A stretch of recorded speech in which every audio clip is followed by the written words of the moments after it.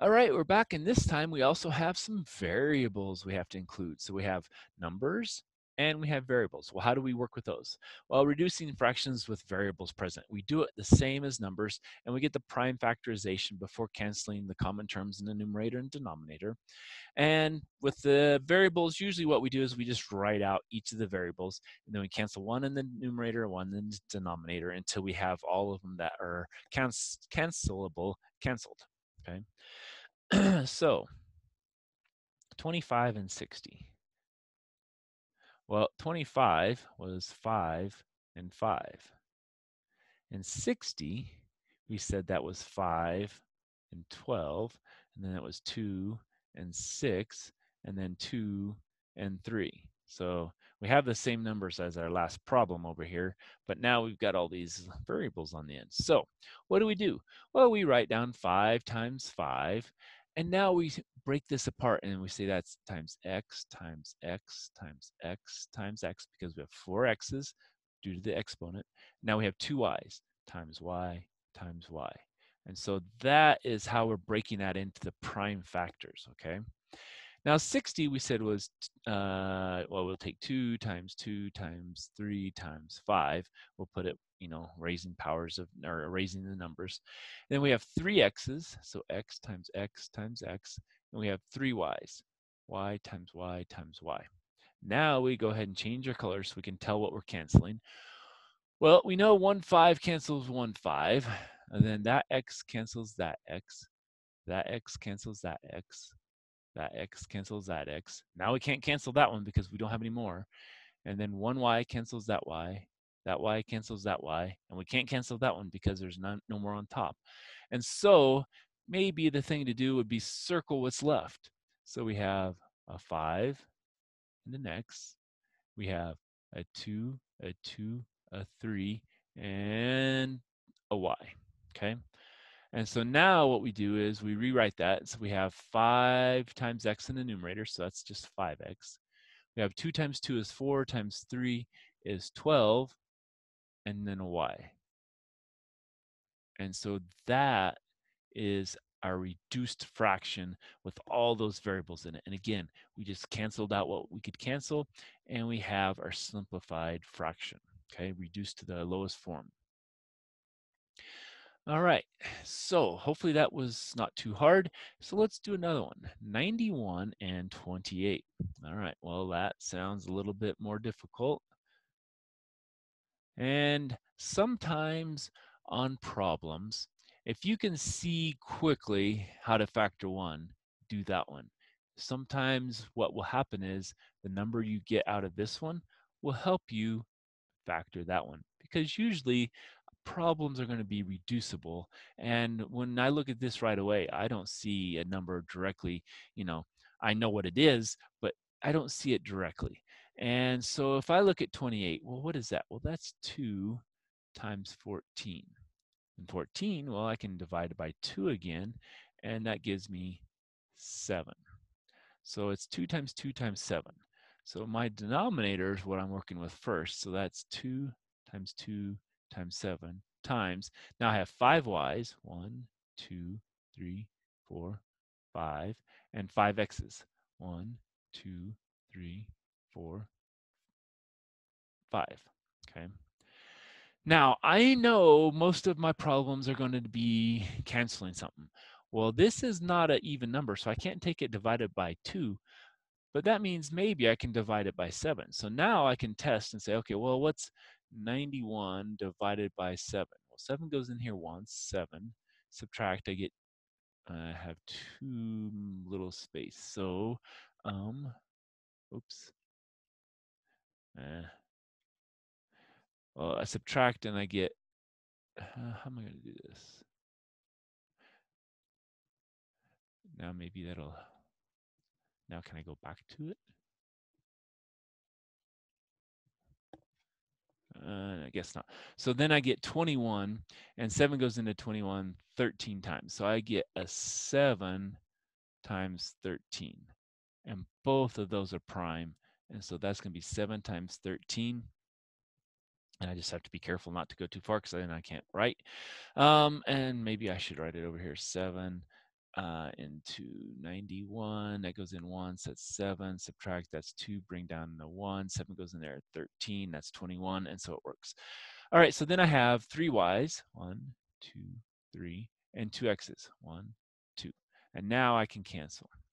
Well, now I got a 7 cancels a 7. And that's why I say sometimes working with the numbers over on one that's easy first helps you solve the other one. And then we can do 1y, another y, another y. Oh, now we don't have any more y's to cancel on the numerator. So now we have to go x, x, and now as far as we can go here. So what do we get? We get 13. Oh, let's go ahead and circle what we have left so we can kind of see it, because sometimes it's hard to see. So we have a 13, and we have a 2 and a 2, and a y and a y, an x, x, and an x. All right, so now that'll be easier to see. So across the top, we just have 13. On the bottom, we have 2 times 2 is 4. Then we have a y. We have 2 of them, so it's a y squared. Then we have x, and we have 3 of them, so it's x cubed. And that is going to be what it equals, okay? So that's our fraction in reduced form with variables and numbers included, okay? So again, prime factorization trees, and then breaking those out as with all the terms, and then just canceling things makes it as simple as possible. All right, so when you're writing things, especially in MOM or just even longhand on your paper, there's a couple of nuances you need to be aware of when writing your answers. If you just type in 14x divided by 15y, that's not the same thing as 14x over 15y. Even though that's what you mean, that's not mathematically what it says, because 14x divided by 15y, we work from left to right for our orders of operation, right? So we're going to take 14, and then we're going to take times x, and then we're going to divide that by 15. Now, we're not saying we're dividing it by 15y. We're just saying we're dividing by 15 because now that says times y. So first we divide by 15. So we have 14x we multiplied, divide by 15, and then it says take that whole thing times y. And so then it's times y. And this, you can see, does not equal that. We have really, and if we wrote that even further, that would be really 14xy over 15. Okay, so that's why we can't just write it like this. What we have to do is, if we want 14x over 15y, we have to say 14x divided by parenthesis 15y, and then that means we're taking that whole thing divided by that whole thing. And so sometimes even once you start getting into calculators, I'll put everything in the numerator in parentheses, everything in the denominator in parentheses, and write it out that way. And so that way I know that whole thing is divided by that whole thing, which written as a fraction looks like that. Okay, and so again, you have to have parentheses in the denominator for sure, but sometimes it's really handy to keep those parentheses in the numerator as well, so then for sure that whole thing is in the numerator. Okay. All right. What about equivalent fractions in higher terms? We've gone to equivalent fractions reducing terms. We've reduced the fractions, and we found that wasn't too hard. But what if we need to go higher? What if we need a bigger denominator or something? How do we do that? Well, that's what we're going to do here. What we have to do is we have to multiply by larger values in both the numerator and denominator. So instead of dividing out, canceling out those 7s or canceling out the 2s, we're going to actually multiply by something to get to there. So let's say we want to express 2/3 as an equivalent fraction, but now instead of 3, we want a 12 in the denominator. So how do we get that? Well, an easy way to think about this is, what do we need to do? Multiply 3 by to get 12. Well, 3 times 4 gives us 12. So in this case, we're going to have to multiply by 4. And whatever we do in the denominator, so 3 times 4 got us at 12, we have to do the same thing in a numerator. And so in this case, we took 2/3, and we wanted to get 12, so we knew we had to take that times 4, but you also have to take it times 4 in the numerator to get that. And that's because we need this to multiply by 1, because to be equivalent, you're multiplying by a factor of 1, even though it doesn't look like 1. 4 divided by 4 is 1.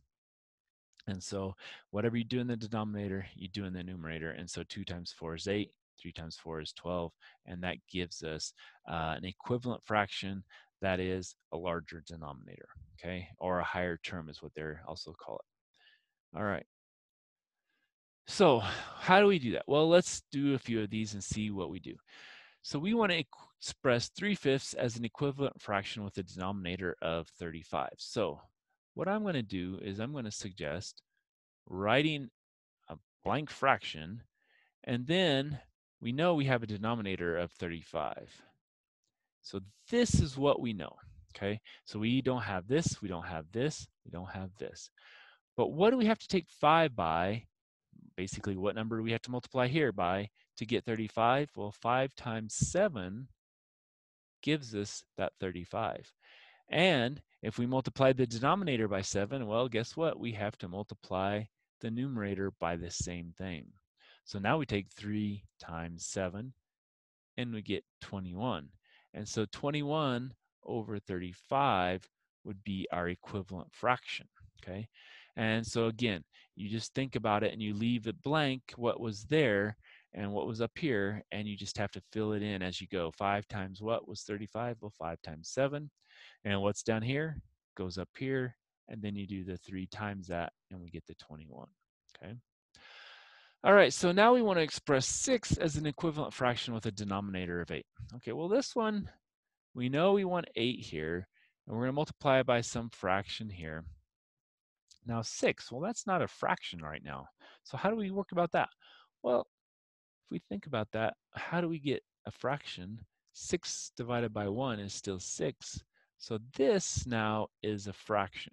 So we always want to kind of try to get it into the fraction form when we're starting, because if we were to wrote 6 times, something over something equals something over 8, that's going to confuse a lot of people. So it's always best to make that a fraction. And so that's what I've done by putting it over 1. So if you ever get a whole number, just put it over 1 to make it a fraction, and you have an easier setup that way. So now do we take 1 times what to get 8? Well, we take 1 times 8 to get 8. And then what we do in the denominator, well, guess what? We also have to do in the numerator. Now we take 6 times 8 and we get 48. And that is now our equivalent fraction in a higher denominator terms here. And if we take 48 divided by 8, what do we get? Well, we get 6. So it is equivalent, and it's just with a higher level of denominator. All right, so the next one, looks like we're starting to have some other things besides just numbers in our denominator. So what if we have 5 over 9? We have to multiply by something, and we want to get to 27x squared.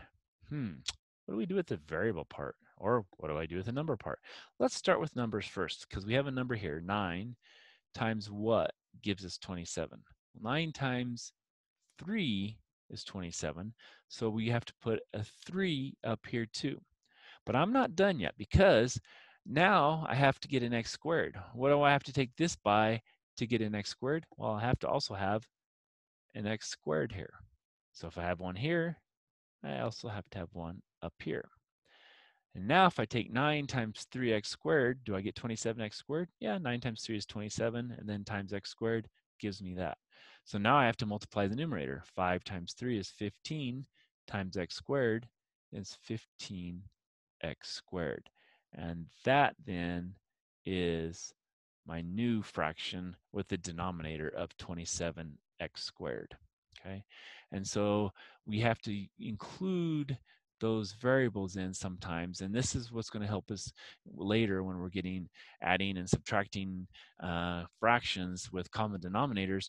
This is going to help us get to that common denominator, and sometimes you might have one of them with an x squared, one of them you might just have just a number, and to get that we have to get to common denominators, and this is what we're doing, is getting us to that point where we're going to get a common denominator. All right, so I'll stop there.